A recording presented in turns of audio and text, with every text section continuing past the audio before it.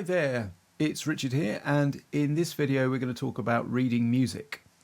So reading music is one of those subjects that strikes fear into a lot of people, especially those who've never done it before, but maybe some of those who have done it before. But in actual fact, what you need to know to get started is not very much, really. I would, however, say it's worthwhile watching this video more than once, going back to it, finding the bits you're not quite sure about, and just trying to reinforce everything. And also, you can print out the sheet below, which has got all this information in it. So, where do we start? Right, what I'm going to do is I'm basically going to read through these words that I've written here, and then I'm going to stop every now and then when I want to discuss them in a little bit more detail. So to begin with, reading music. In order to understand how to read music, it's necessary to become familiar with the principles of musical notation, the set of visual symbols and instructions which musicians translate into a musical performance. While musical notation is a vast subject, you don't need to know a lot to get started, and I really want to stress that point. So, the drum legend.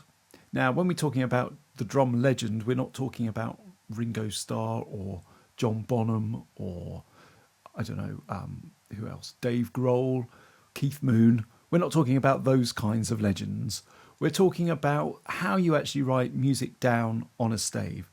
The other way you could refer to it is a drum key. It's like a key to, where to find everything on the stave.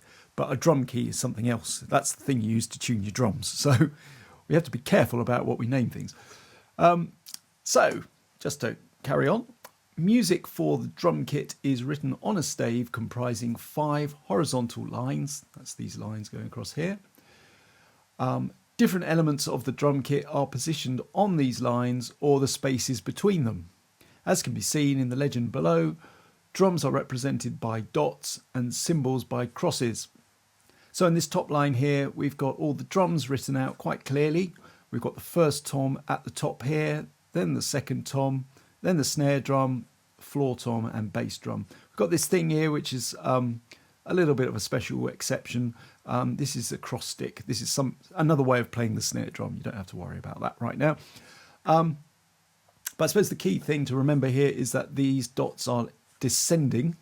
So we descending from the highest pitched drum here to the lowest pitched drum down here. And that is because we want to be able to see clearly which instrument is where on the stave. And musical tradition dictates that the highest pitched instruments are at the top of the stave and the lowest pitched instruments are at the bottom. So that's why we do that.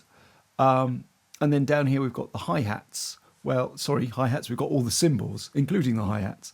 So we write the hi-hat on the top line here, and then the open hi-hat here, which is the little circle over the top, which indicates that it's open. Then we've got the stepped hi-hat here, which is when you're using your foot on the hi-hat pedal. Then we have the ride cymbal here, which is written on the line just below the hi-hat. And the ride cymbal bell, which is the dome at the top of the cymbal.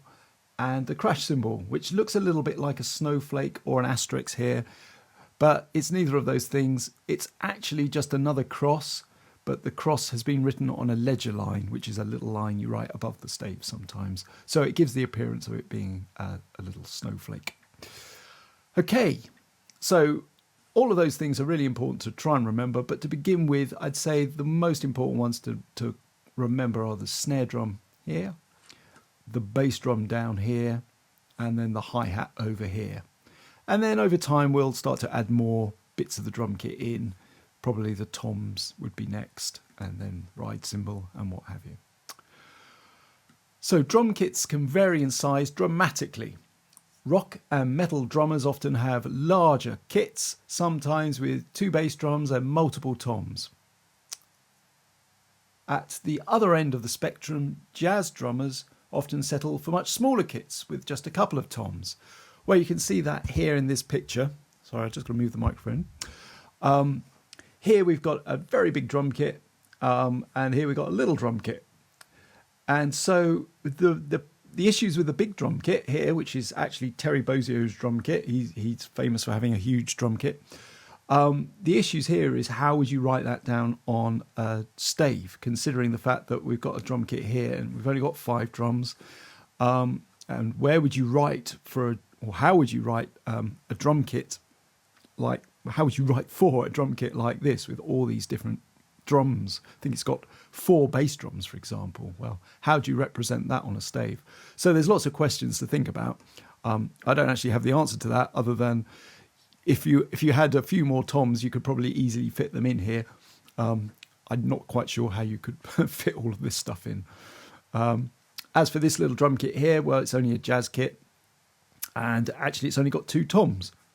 So we wouldn't have to write anything down for the second tom in that instance. So what this leads us to is the next bit. As a consequence, drum notation is not standardized. So there's no fixed way of writing for a drum kit, although there are common ways, as it says here. But common practices exist. Usually higher pitched instruments, e.g. the first and second toms and cymbals, are placed near the top of the stave. Well, we could see that back up here. When we looked up here, we had the first tom, second tom, and the cymbals kind of on the top lines of the stave. And whilst the lower pitches, those with the lower pitches, e.g. the bass drums and the floor toms, are positioned near the bottom of the stave. And just to show you again here, there's our floor tom and there's our bass drum. So moving on. So in this little section here, we're just going to talk about the parts of the stave, just because it's worthwhile just covering. Won't take very long. So if we look down here, I've labelled all the important bits. We've got the neutral clef here, which are these 2 little lines. We've got a time signature here, which is these 2 little numbers stacked on top of each other. We have a bar line, and we have a double bar line at the end. I'll just read through what it says up here. So the neutral clef, these are 2 short vertical lines. These 2 short vertical lines make up the neutral clef. This is required because drums are classed as non-pitched percussion. Now, that's quite an important thing to remember. With drums, you don't necessarily tune them to particular pitches. It's not like a piano that has to be in tune. You can still, however, tune your drums to pitches. So it's not a requirement, but you can do it. Drum kits are classed as non-pitched percussion. Other percussion instruments like marimbas and xylophones, glockenspiels, timpanis, etc. are classed as pitched percussion because they are tuned to specific pitches. Okay, what's it say here? Music written on the stave is divided into bars to make it easier to read. A bar line is used to indicate the end of each bar. So here we have a bar line at the end of the bar. So you'd have some music written in this bit here, and it would be 4 beats long because we're in 4/4. And then we have a bar line to say, okay, that's your 4 beats up, and now we start another bar, starting with beat 1. So the first thing you would get after a bar line would either be a rest or a note. Either way, it would be on beat 1. So that's kind of important to remember. Each bar contains a fixed number of notes determined by the 2 numbers at the beginning of the stave, the time signature. So this is a time signature here. We're going to talk more about that. We're going to talk more about that in the next video. So don't worry about that at the moment. And then to indicate the end of a piece or section of music, we use a double bar line, and that's this thing here.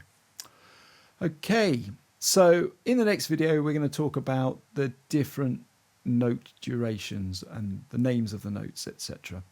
So I'll see you in a minute.